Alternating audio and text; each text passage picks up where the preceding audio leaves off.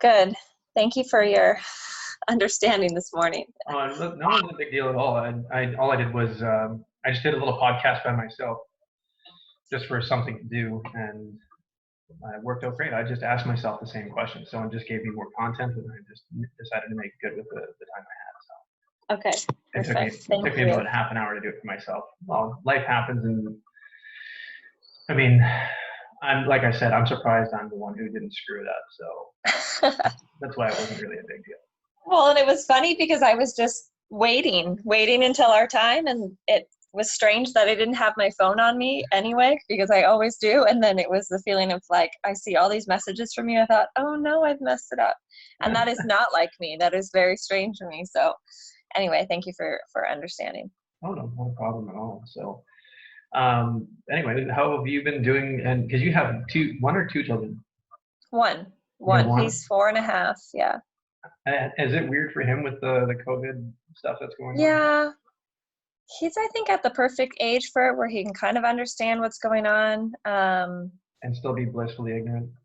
Yeah, exactly. He's like just happy to be home with mommy and daddy. Oh, For him, this is like the best time of his life. So I think it's a nice reminder for us to remember how much he's enjoying it hmm. and just kind of remember this isn't all that bad. Of course, it's frustrating not to be able to get to do certain things, but more important to be together, be healthy.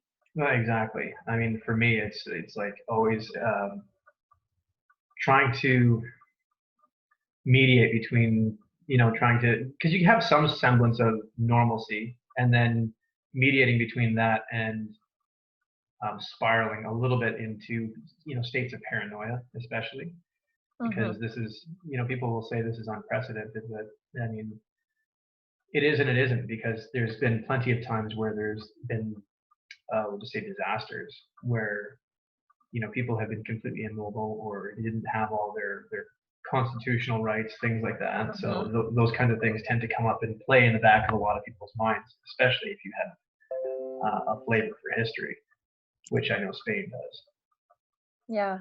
I mean, I do think it's just been a roller coaster. I think in the beginning, everything was so shocking and terrifying, and you kind of wanted to hibernate anyway, and then try to figure out how am I going to navigate life, work, everything from home.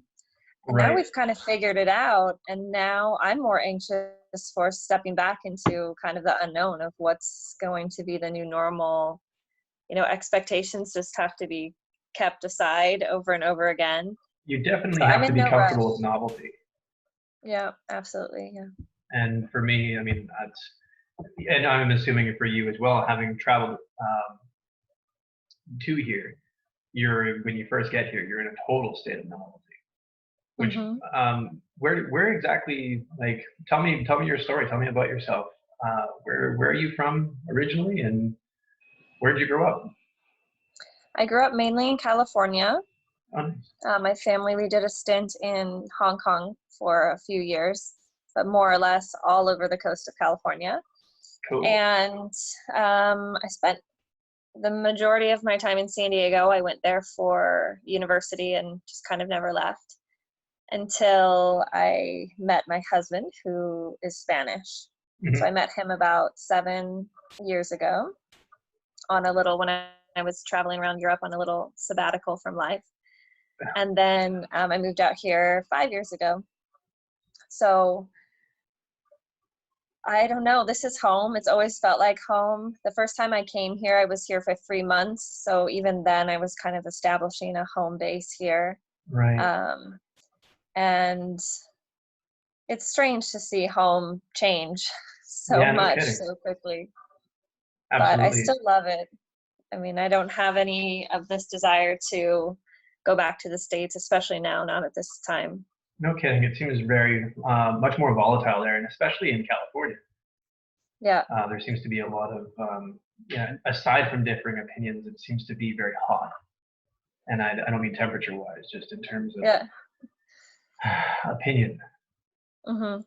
Yeah. I was talking to my parents about that last night, saying it feels different here. Of course, there's like political backlash, but the people aren't against each other.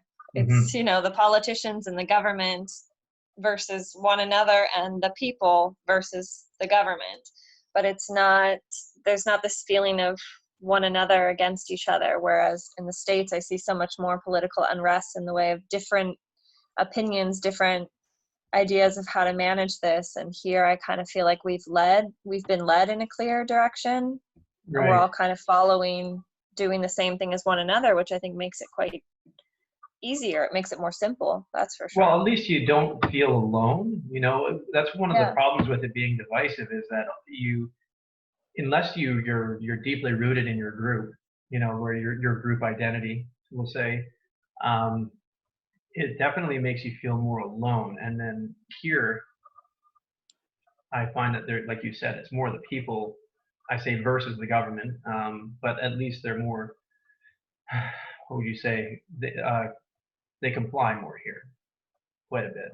And at the same Surprised. time, yeah, and at the same time, you don't feel that your neighbor's against you, and in the States, and Canada, maybe not so much Canada, but in the States especially, it seems to be where most of the volatility comes from. Also, to be fair, that's where most of the media is coming from. Hmm. So you're gonna get that. But so tell me, how did you get into yoga? What started it? Give me the genesis. I started practicing about 20 years ago. I was a teenager and I was doing a research project in high school about anxiety and fears and phobias and how to manage them naturally. So I started taking classes a few times a week, and my mom would pick me up from school and drive me to the local gym, and I would practice with the ladies in the community. And it was not something that was very trendy back then, or Right. even for young people. But I loved it, and I noticed the benefits right away. I think I was always kind of a stressed out kid, so I think that it helped me even at that age. And then maybe 10 years later, I was in a high pressure corporate job and kind of lost my mind and was suffering from a lot of anxiety, a lot of depression, not living life through my own values. And I had always practiced yoga, but I really dove back into it, and then took some time off and became a certified teacher. Wow. So you And made a clear yeah, decision at one point where it was just like, that's enough.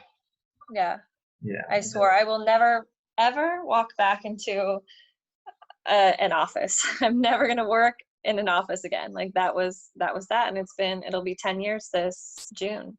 Wow. Well, you know what? It's always a moment you'll remember when it comes to something that's significant, like with Hmm. your professional life.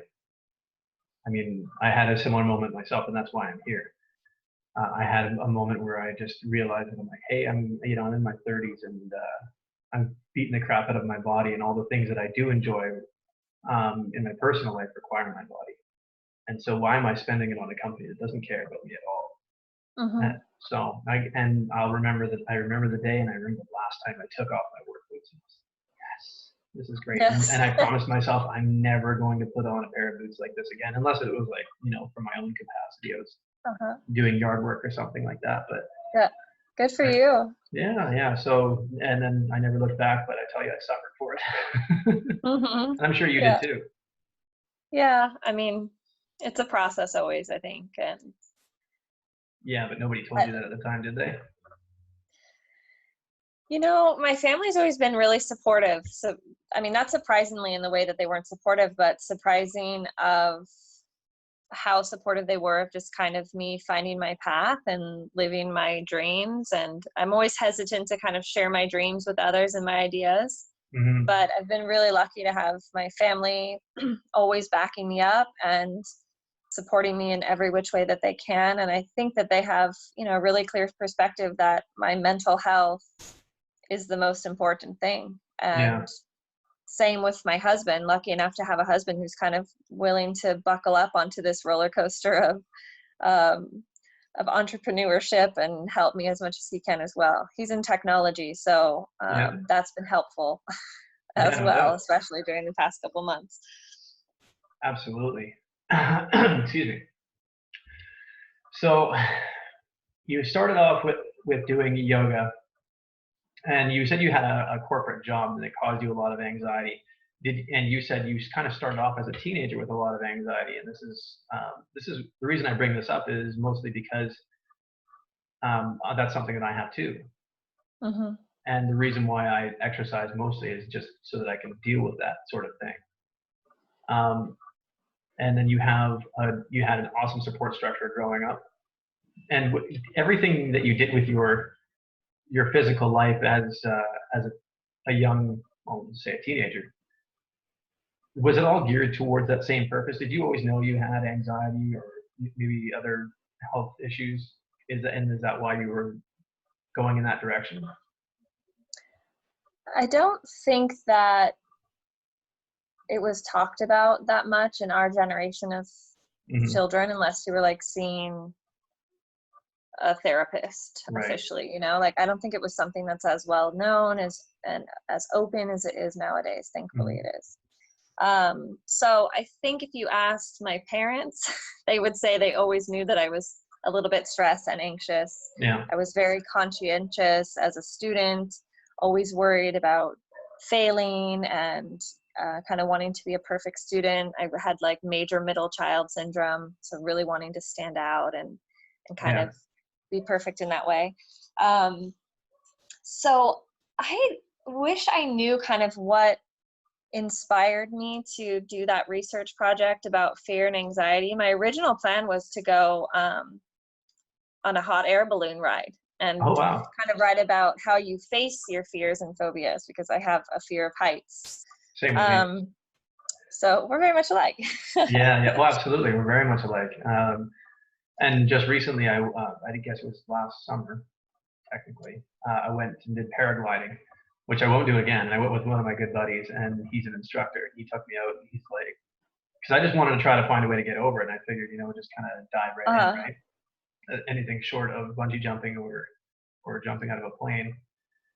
And I won't do it again. Yeah. It scared the crap out of me. Same. I almost scared us into a cliff.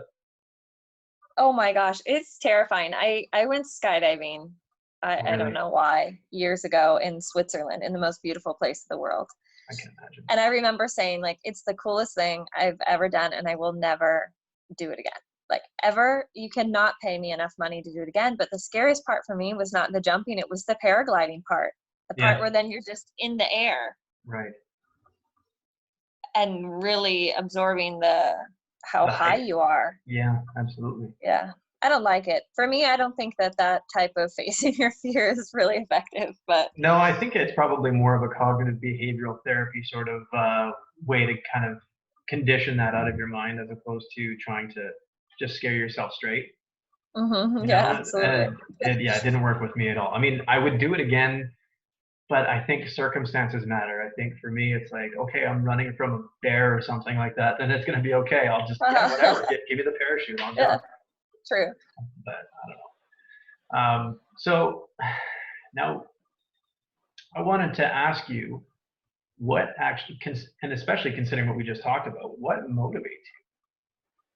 What is your main, what really just gives you a fire in your belly? I think that changes a lot, or it has changed a lot over the past 10 years since sharing yoga. I think now I only ever act or work when I'm inspired. And it might not be like the most effective strategy, but I think inspiration motivates me. So if I'm inspired by something, then I want to write and I can work all day long. The same with teaching. I'm always inspired to teach. So I think that's good for me. And what kind of keeps me motivated is feedback. I think nowadays hearing from the students that they are benefiting from my classes or from my words or from me sharing these experiences with them. And in the moment when we're face to face, kind of that immediate feedback of their energy or their breath or the hug that we can share at the end of class, that motivates me to keep going. Right. And then kind of big picture is just that idea of I never want to go back to an office. I never want to go back to a life that isn't led by only doing what I love and what I feel passionate about ever. So I'm kind of willing to do whatever it takes to maintain motivation and continue to be inspired and creative so that I can be inspired. That's a really good answer. Has that always been that clear to you?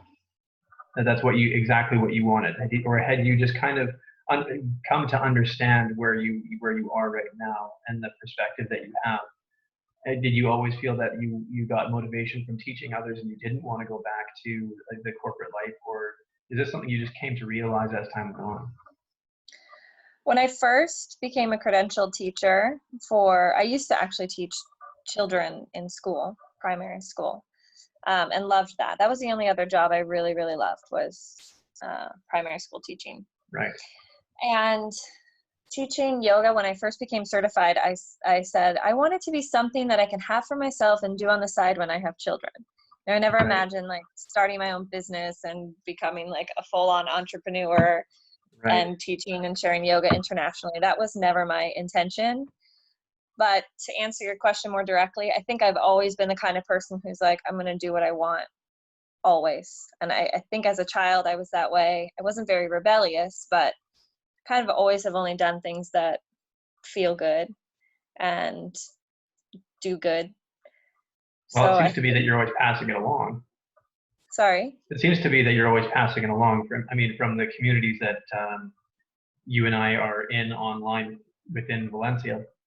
I mean, I don't think anyone has a bad thing to say about you, and it certainly shows that you motivate and want to inspire. And if you look at the names of your programs and retreats that you do, they very much seem to be geared towards.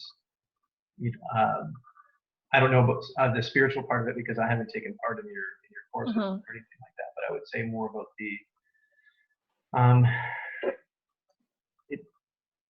aside from the basically what yoga embodies and dealing with anxiety and stress and getting that out of the body as much as you can. It seems to always work that way, and it shows in your work what Thank you. your motivations are. So I guess that'll dovetail into this question really well. How do you feel that you provide the most value to people? I mean, this isn't a question. I'm not. I'm not. This isn't coming from doubt, clearly. Yeah. So I want to know where do you think the value in what you do comes I mean, my goal here in Valencia is to build community and connection. It's kind of always been my underlining value of everything that I do. And anytime I feel that I'm kind of losing traction or losing sight, that's always what I come back to is how can I connect? How can I reconnect? And how can I help people to connect with one another and deeper within themselves? So a lot of us are expats here, Right. And we're kind of alone. And even if we have a partner or a family, they're different. My husband is different than me, and also he's a man. So I first started teaching yoga here to make new girlfriends and to have conversations with other women who were similar to me and had big ideas about travel in the world. And I kind of try to continue with that. So my classes, people, they come in, they hug each other, they talk. It's not the type of class where you come in and you sit by yourself on your mat quietly and then you leave. It's more of this community building. So I think that focus on community and connection brings a lot of value to the class itself, but also to people's life. It gives them a place to belong and a feeling that they really do belong in this community. Especially, like you said, because you feel alone. It matters a lot to have that connection. Absolutely. I think so. I think so. And I mean, it's something that's been, I find that more you get into I would say, what do you say, physical, not that yoga isn't fitness. I don't know how, obviously they're two very different things from what, you do and what I do. But I would say we'll just call it fitness because of this just is what it is. It's a very nebulous term, but I think you catch my drift. Absolutely. It's very hard to find people who do that outside of CrossFit, because I find CrossFit has that same sense of community. Where you go there and you go and you are trying to build each other up, and that's probably one of the biggest parts of the appeal. Unfortunately for me, I don't speak Spanish very well, so I'm not getting along with anybody very easily. Yeah. So, well, that was a really good way of putting it. How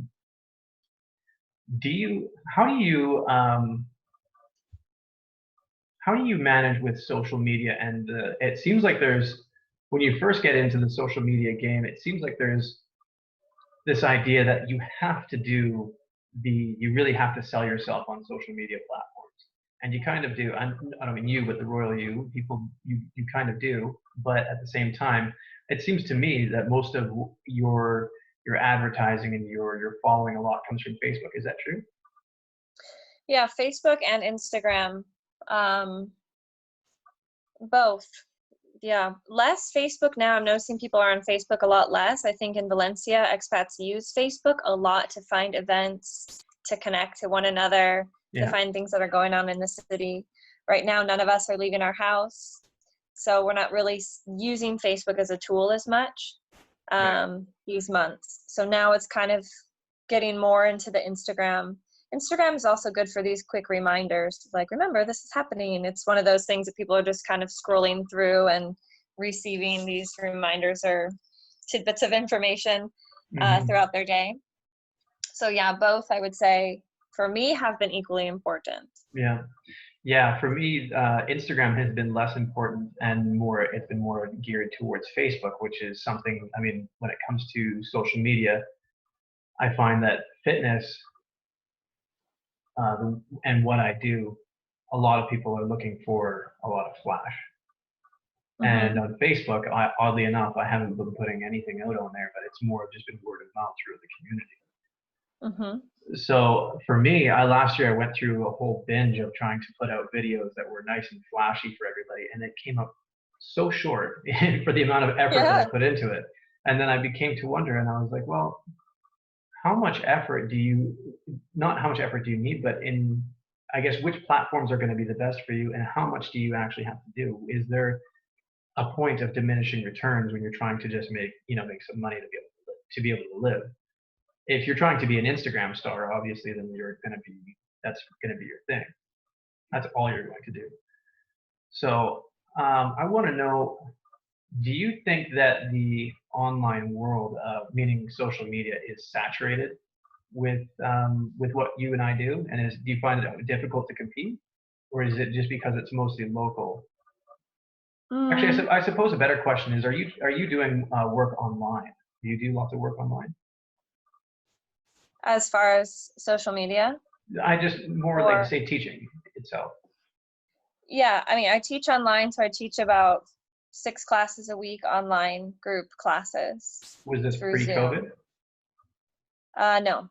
So pre-COVID, I wasn't teaching any live classes online, but I did a few online courses. Right. So more theoretical, based on intention setting or manifestation, more like group coaching, I guess you could say, a little bit of guiding and teaching in that way, online courses. But no, I had never taught online. I don't think ever. I don't even think a private class I've ever done online. And now it seems like this is just our new normal. And how do you find, obviously you're adapting fairly well, because I'm assuming that you're keeping all your clientele that you have locally anyways, right? Yeah, it's been different. I mean, it's a challenge because I miss a lot of my students. A lot of people in Valencia are out of work, so it's really challenging in that way for somebody to pay for classes. You kind of think, oh, well, we're all at home and not doing anything else, but they need to be able to afford it. The time needs to work for them. And also they need to feel motivated and inspired to come to class, which everyone is going through a lot of emotional dis-ease at this time. So there's a lot of students that I haven't seen face to face, but a lot of them were able to sign up for some programs that I put out that are donation based, and they were recorded videos. So maybe 20 minutes long, 30 minutes long, that then they could do at their own time. So I know that I'm hanging out with them in their living rooms, but I haven't been able to see their faces in mine. Yeah.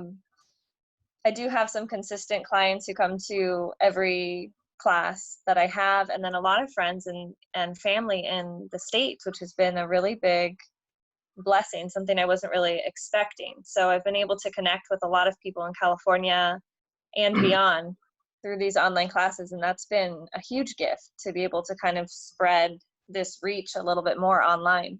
Myself included. Is that something that you would want to continue to do, even if you were able to go and do your physical classes, or would you just say, I'm done with this and just go back to what you were doing? I anticipate that I would like to continue, even if it was once a week, a time that people could pop on from whatever country they're in. I like it. So I think that if it continued to work for other people based on their changing of their own schedules, that I would enjoy continuing to do that. And even besides people in other countries, I think it's a convenient way for people here locally to attend class. If you don't have enough time to go to a class, but you can pop online, then hey, why Yeah, not? you know what, you're totally right. For me, there's convenience always seems to win. Mm-hmm. But one thing that I do know about doing group classes, because I have been doing or I had been doing group classes, is that when you can set and you talk about intentions, when you set an intention in a room with people, you can really control the energy. You get a lot of control over people's, and I don't mean in a bad way or in a manipulative way, but you can control people's emotions and the energy of the room, and really, and I'm speaking mostly for myself. I've never really taught yoga. I do some yoga poses at the end of my classes, as the stretching part of yoga. But but I really find that you can really create kind of an ambience. Is that's the right word? Mm-hmm. And I Mm-hmm. don't think I don't know if that's able to be created quite as well with online. And do you feel that way too? It's definitely different. Yeah, I mean, when you have a room of people or people outside, yeah, you are holding space in a different way. And if you can have music that you're sharing together, you hear your neighbor breathing, you're guided by one another's breath and movement, it's definitely different. Or I can sense if somebody's having an emotional response to a certain posture or a certain song even, and I'm able to be there at their side. I don't So, think it's impossible. Go ahead. sorry, I was just going to say, I just wanted to stop you for a second. And you said you had an emotional response to like a position or a movement. Mm-hmm. Can you describe that? Like, what do you mean by that? So I teach a lot of yin yoga as well, where you hold postures for a few minutes each. And it's related to traditional Chinese medicine. It's very similar to acupuncture, acupressure, similar Right. type of therapy. So there's a lot of release. There's a lot of energy and movement, even when you're in stillness. And so there's a lot that can come up, a lot of an emotional response. So I do a lot of emotional support work through yoga to help people kind of move past these blockages and stagnant energy to kind of move through, I would say, Right. and come out on the other side. Wow. And so, what kind of emotional responses, or would you say, are typical? Usually tears. People cry. um, oh, all the time, yeah. I mean, in Wow. yoga, all the time. I think, and it's not only in yin and vinyasa too, you're moving and you're breathing very similar to your work. You are exerting yourself in a way that you need to, right? It's a big release of stress, as you said, for yourself. Yeah. And then in Absolutely. yoga, as you know, you finish the class in shavasana, in stillness, in resting. And Yeah. most of us, we don't take the time to rest. And so that's a big release of itself, is to just lay on the floor and to simply be. And Right. I do a lot of reading, some poetry or quotes, a lot of breath work. I kind of incorporate a lot of different ways to balance out our emotions or our state, our physical state in the moment. So yoga elicits a lot of tears, I'd say. Sometimes laughter, sometimes our emotions can be released through laughter, similar to kind of like an inappropriate laugh at a funeral, right? Yeah. That type of Absolutely. emotional release. It's never inappropriate. Um, and sometimes the effects happen after a class, maybe hours later. The body is finally able to release something. Yeah, that's amazing. I know that's one of the, it's I don't know if it's a universal reputation, but you've probably heard of the reputation in some yoga classes where there seems to be always an overarching sexual energy. And not that I really want to touch on that too much, Mm-hmm. but do you think that's also possible? Or is this just kind of like one of those myths that you hear about? Because I haven't really done a lot of yoga. I think it depends on who's leading the class, Mm, honestly, and their style. I do think that, well, there are some styles of yoga that are designed to kind of support healthy sexual relationships with yourself and with partners. Yeah. And that's a whole nother element that I don't know much about. I meant And more as then a byproduct. there's also kind of the sexy yoga teacher who Right. sells themselves in that way. Right. And that's not me. It used to frustrate me a lot. Like, why? Like, yoga is not about that. It's not about the perfect body. But then I realized, you know what, it is for some people, and it is motivating and inspiring for some people. And to each his own. I mean, there's our field is saturated, as you mentioned, for a reason, is that one teacher is not perfect for everyone. And we do need this diversity and a variety of teachers to elicit different responses in our different students. And some people do need more of a sexual balancing energy in their experience. Right. They're not going to get that, I don't think, out of my class. If they do, I'd be very surprised. Maybe well, I was just flattered. wondering, Yeah, but no, it's definitely a thing with yoga, and especially this modern day yoga. I think that there's a lot of supporters of it and a lot of backlash for it, but I don't know. I'm on the other side of it, so I'm not really sure. Right. Yeah, well, I found myself in a similar position last year. Actually, I've said it a million times to my friends, but I said last year was probably the strangest year because I was in probably the best shape I'd ever been in the way I looked. The way I felt was mostly, it was probably about 90%. I was doing really, really well. And the amount of, I call it negative attention that I got was astronomical because that was never my intention. That's not what I teach. It's not part of it. And so, not to say that it, that it isn't a possible byproduct. Obviously, people get in shape so that they are more sexually appealing, but it was definitely strange to me, as it would be to you. Yeah. To have that kind of energy around you, you're like, this is not what I signed up for. This isn't what I do. So it was a very strange thing to have. But anyways, switching topics. What do you think that there are enough practical tools in everyone's day-to-day life to get people to move and do what you do, or do even just any type of movement? Yeah, absolutely. Sorry, go ahead. Go ahead. No. Well, what tools would you give to people? Like, if you were at the end of a class, what do you give for homework? That's a good question. I think it depends on the class, the group, always, their vibe, their energy, what they're going through. I am like a big proponent of the integration of breath, movement, and stillness, and making room for all of it. And I've seen firsthand how simply breathing has changed and saved my life. I've seen how movement, as we mentioned, can be a huge release for stress. It can also, it also helps our body to build strength to endure life. Absolutely. And stillness, I think, as I mentioned, we are missing, and I'm a big proponent for stillness, whether it's laying on the ground, like we mentioned, or holding a posture in a seated position for a few minutes, but allowing ourselves to be in stillness with our own mind. So I think integrating those three is kind of the magic formula for me and for my students of what I'd like to share. And what do you recommend with those? Like using them all? Well, using them, but would you just say, hey, cut out 5 minutes for yourself where you just lay on the floor today or tomorrow or every day? Yeah, in each class I try to teach specific things. So I'll teach a specific breathwork strategy. So it might be something like using an extended exhale, which I think is the simplest. For me, the most effective breathing technique. So our inhales turn on our fight or flight, the sympathetic state of our nervous system. So if you're about to run from a tiger, you take a deep breath and and you get ready to go.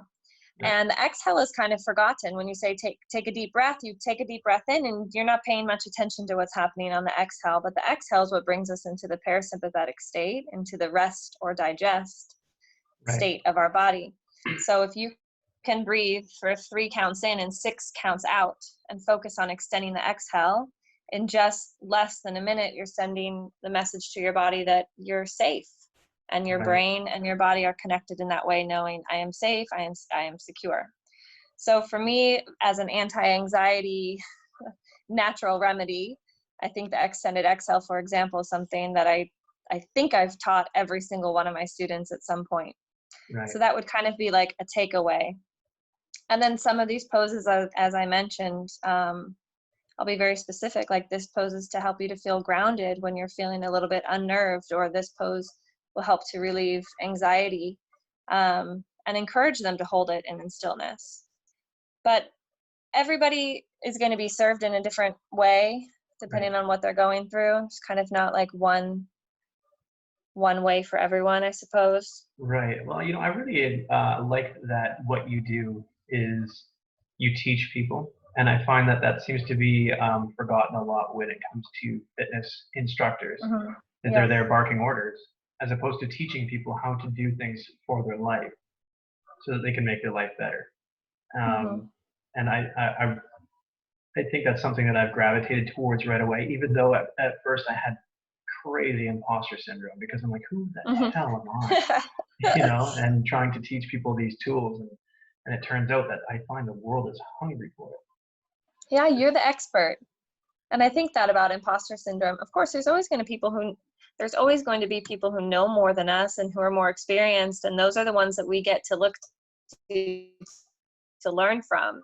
But in the meantime, there are so many people who are hungry and desperate for your knowledge, for our knowledge. And I feel like when you're coming from a place of the heart, that it's our duty to teach and to share. Mhm. And I think that that's why you're doing a beautiful thing, is you're not only teaching, you're also motivating people Absolutely. to stay connected to their goals. And I've seen that from you and from your clients, is that you're the reason that they are getting out of bed to do Absolutely. this work. Absolutely. It's powerful. It's powerful work that you're doing, and it's an important role. So I do think that it's our responsibility to take that seriously. I totally agree. And that's something that, like I said, I think, and I was going to ask you another question about how you differentiate yourself, and that's actually that kind of goes back to the question of how you manage with social media and compete. And I think it's those subtle differences that are people are looking for. It's not how flashy you are; it's what you're really Hmm. providing. Is treating people like they're somebody that you believe that they can learn. And I Hmm. think a lot of people go into these things feeling absolutely stupid. And in fact they're just uneducated, and that a good teacher is trying to teach and get Hmm. you to learn, and they understand, like you're pointing out, that everybody learns differently. I So think also with the social media, I think, and maybe you experienced it a little bit, is that you need to be yourself and you need to be authentic, or people can see you right through you. And of course, I've also been guilty at times, like, oh, I'm going to try this strategy because this looks like it's working for this person, right? Or I'm going to post flashy videos. And although I liked your videos, just so that you know, I well, didn't thank you. think that it was flashy. I thought that they were motivating and and educational from what I saw. Well, But for go ahead, I'm sorry. I do think authenticity has been a big lesson that I've learned, and I think it's easier in Spain. I'm not sure, I can't be honest with you, how I would manage if I was a yoga teacher in California. I think I could lose myself a bit, but I Mhm. think in Europe, it's a bit easier to be yourself and to be authentic. And I don't take myself too seriously. I don't want people to take yoga too seriously. I want everybody to be welcomed, to be challenged in their own way. And I want them to see me. I want them to see me smiling. If I feel like crying, I want them to see me crying. And I think it's important just to share who you are. And then that way, your soul clients, your soul students are going to be the ones who find you, Mhm. not everybody, but the That's ones right. that you're meant to be leading. That's right. Absolutely. Having that real relationship is 10 times more powerful, even if it's just Yeah. one person. I mean, you and I have a mutual friend in Mary, Hmm. and just I've developed this relationship with her over a year, and it's just gone from one thing to the next. And that's been way more powerful than when I was doing videos. Like, I was treating myself last year like a walking business card. People would see how Uh-huh. I looked, and then they would assume, oh, I want to be like that, and I want to look like that, so that's what I'm going to get. And I got that, but I actually got, and I say they weren't attentive students. Mm-hmm. They had the magic pill mentality that if you just go and do this thing, you kind of go through the motions, you're just going to get it, and it doesn't work Uh-huh. that way. But yeah, anyway, I could go on to that for forever, but it's important to develop those relationships, especially when you're out here and you're alone. Mm-hmm. It Well, makes a that's big. what we're all seeking. We're seeking connection, and if I'm choosing to spend an hour with you, I want to feel connected to you. I don't want it to be just another thing I'm checking off during the day. I want it to be a meaningful experience and something Mhm. I'm enjoying and that's bringing us both life. So Yeah, I think we live in the best place for that. I think so too. And especially Valencia. Valencia seems to be just this wonderful Yeah. place where there's just a vibration here, and Mm-hmm. you can't. It's not like people assume that it's when you talk about, oh, there's a vibe. It's not this hippy dippy sort of vibe in the way that you would imagine, where everyone's just stoned on the beach.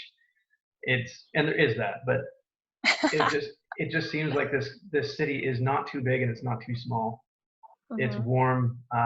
There's a mix of everything here. It's just small enough that it's off of most radars, and enough that it attracts mostly the right people. I mean, what a safe city. I don't have to Yes. worry about my wife walking through the city at night ever. Mm-hmm. That's Yeah. incredible. No. Yeah. So I have very few bad things to say about this city. But here's another thing about talking about practical tools. What are when you're feeling down? Well, maybe you've already answered this, but maybe we'll see what you think. What are your go-to tools, like your mental tools that you go to as soon as your chips are down? Like you just feel like garbage. You mentally you're feeling the anxiety, and not to the point where you're just like, oh, I get this feeling. You've already been down the spiral. You know what I mean? You're Mm-hmm. at a low. What's the first thing that you do? Rest. Rest. I think it's something that's very underrated, Hmm. and society puts a lot of pressure on us to go and to do, and kind of romanticizes being busy. Right. And I'm a huge fan of resting. I'm a huge fan of taking breaks. For me, that's my trigger. And I would say it always has been, but I don't think I realized it until I became a mother, that if I was tired, I couldn't handle anything. Right. It was impossible to have a conversation even. So I started really prioritizing rest. I'm not very good at it. I mean, I haven't gone to bed before midnight since this lockdown started. Right. But I know on the days of when I'm slipping, I just need to give myself a timeout. I'm like a child. I'm like, I need a timeout. My husband will put me down for a nap, and it's just like turn off. It's the only way for me to kind of regroup and get re-inspired. And would you say getting off of devices is the most help for that, or at least a Oh, big help? absolutely. I Yeah. mean, I have a major addiction to devices. And I mean, as you know, hold on. No problem.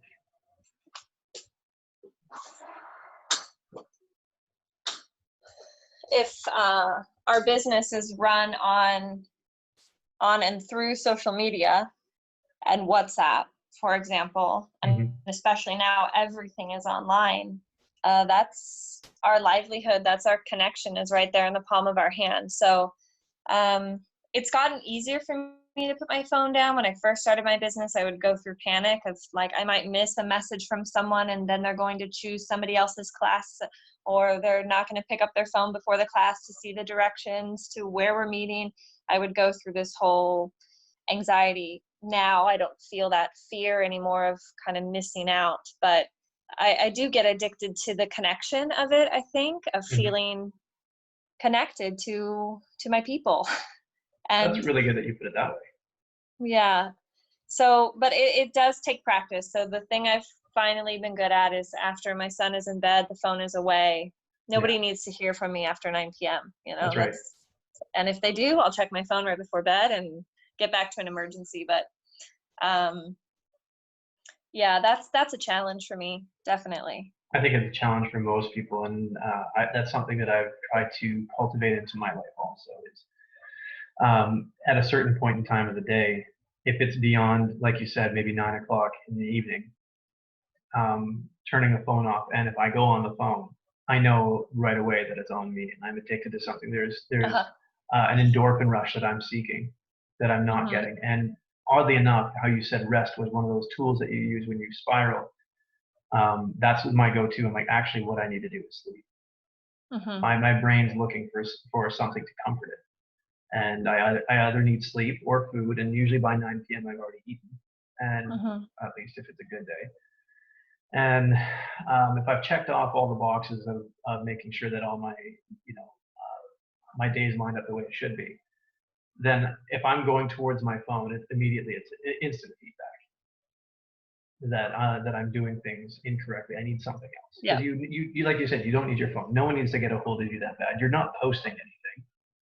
So what are you there for? And maybe it's for me, I'm trying to get. It could be that sneaking thing in the back of my mind, trying to get validation from some likes or something. I don't know. Just Absolutely. as a crude example. So I guess what I was going to ask you, but I think is fairly obvious. Maybe you can elaborate on it. But do you believe in time off? And that could be in the entrepreneurial sense. A tricky word sometimes. Obviously with exercise, you might have a different idea than you would with your business. But what's it like for you in terms of rest? And Yeah, I mean, I think we should be having more time off than time on. Definitely.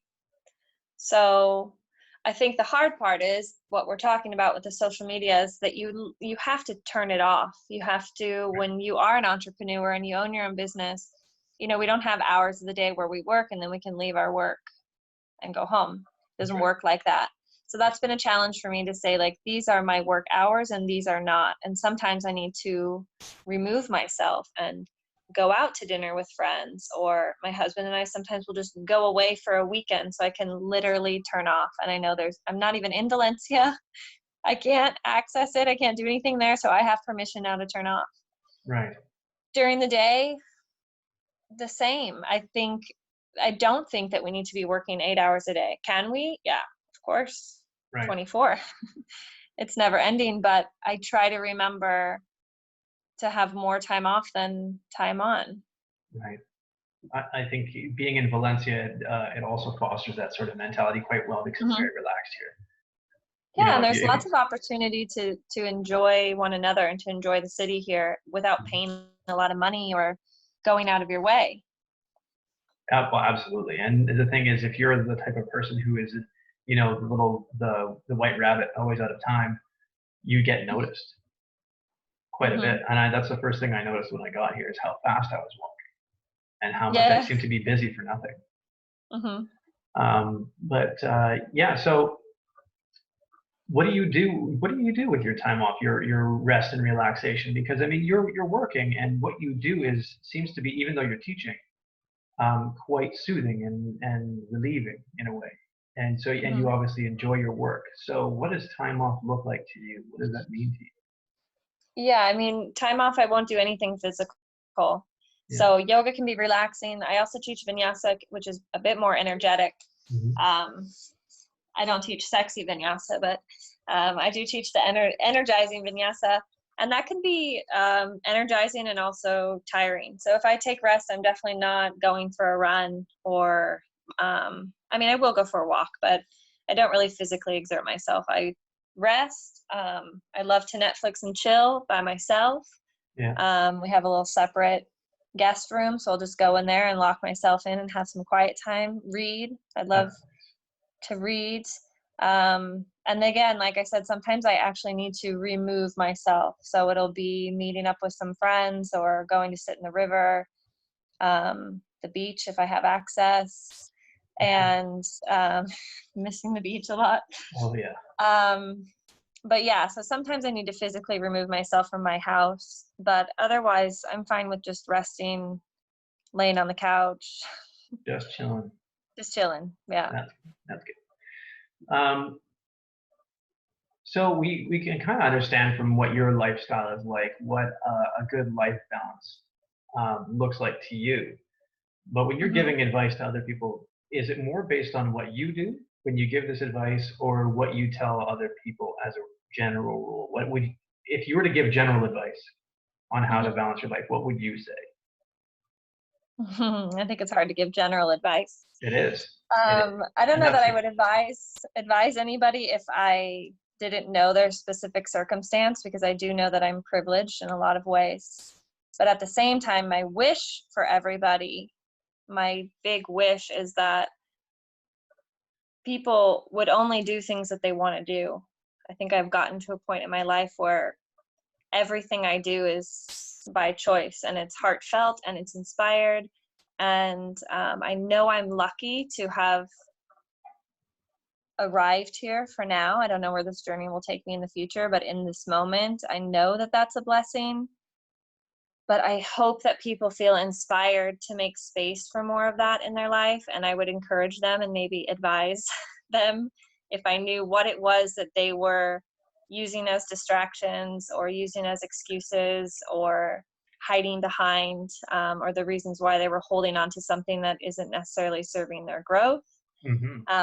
I would advise them to kind of let go of anything that is not serving them. To me, there doesn't seem to be any reason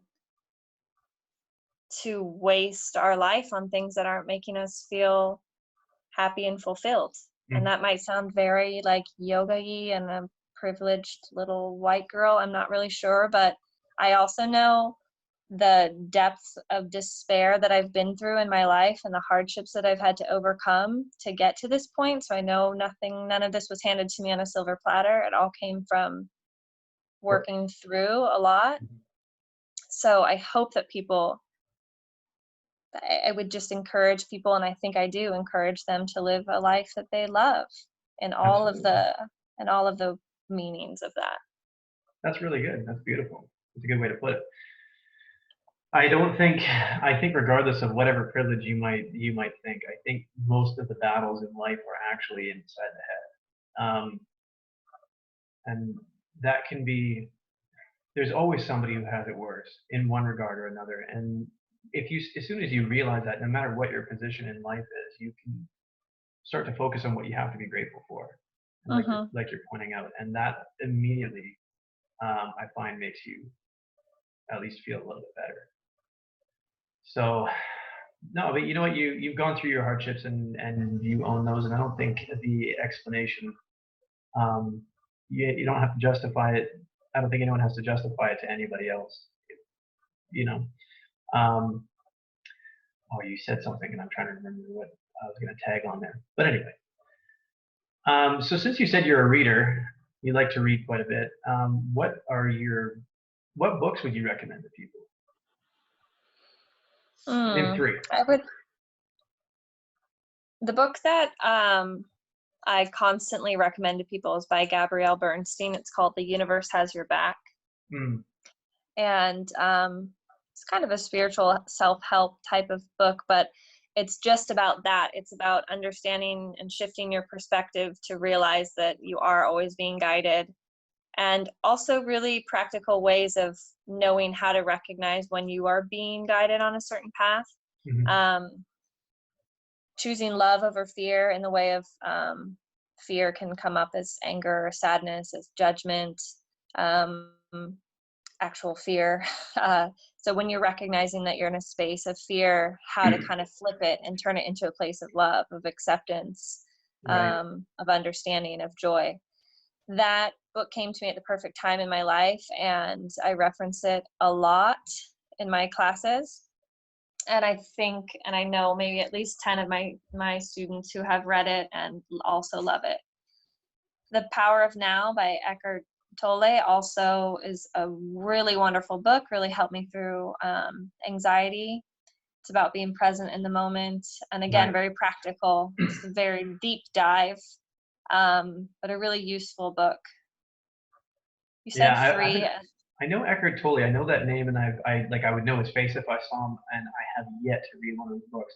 Apparently, they're very good. Yeah. Apparently, all of his books are very good in terms of.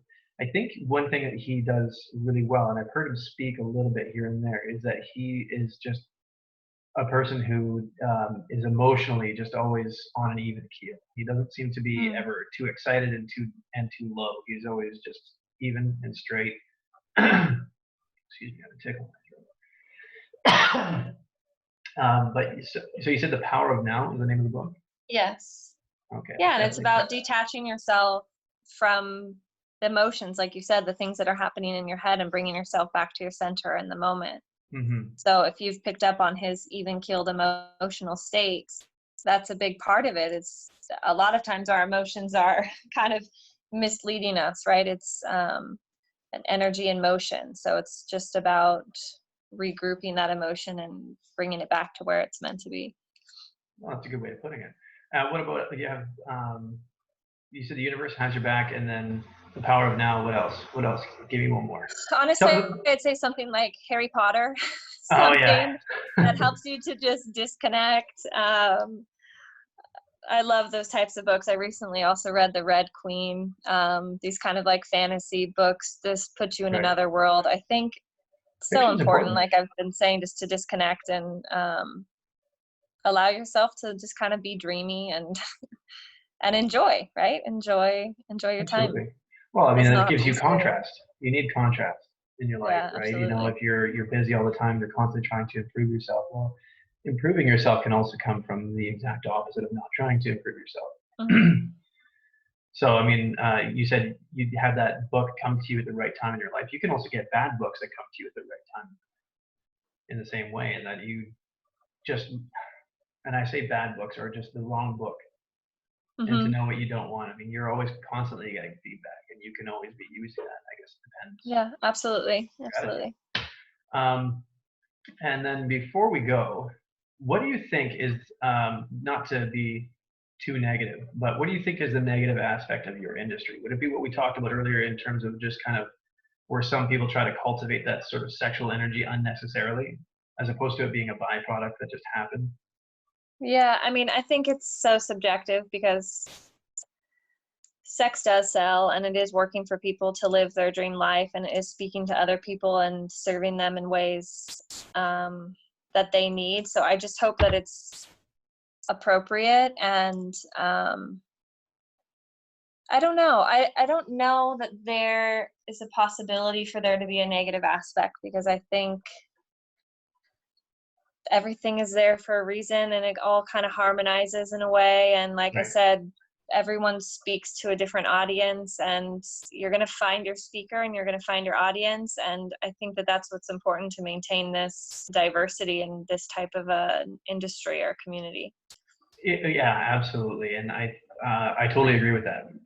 One thing that I know, obviously, you can tell from the fitness industry, are the people who are trying to, where the flash is, where all those flashy things that aren't really serving anybody, but all it takes is just for a quick flare up of inspiration that got that one person off the couch, and that Mm-hmm. matters. That it's Yep. those are all significant small things that equal big wins, and that's why I wanted to tag on to the negativity part, because it's sort of a trick question in that I want to see what people think about negative things in the industry, and when I see that even though they could be negative, and so in some cases maybe they are, but they're necessary to be there, because Mm-hmm. if you would have Yeah. no obstacle, you would not have contrast, and you wouldn't have context. Mm-hmm. So I think all those things really matter. But anyway, anything that you would want to add to anybody listening to this or watching this, and what you can offer them, that you tell us about your services and exactly what you do. You say yin. You said yin yoga.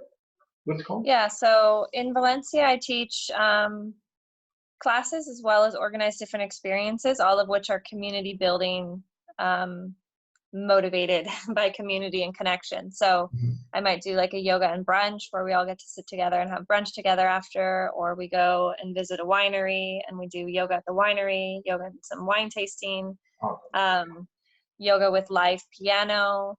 My favorite and probably the most popular class is full moon yoga at the beach. So every month we go out onto the beach and celebrate under the full moon with our breath and our bodies. And then in addition to that, I run international yoga retreats. So started in the Mediterranean and now we've kind of expanded. I've done a couple in California. We had a few scheduled this year in Morocco and Greece and other parts of Italy that were canceled. But a lot of Spain, a lot of Italy, where the heart is.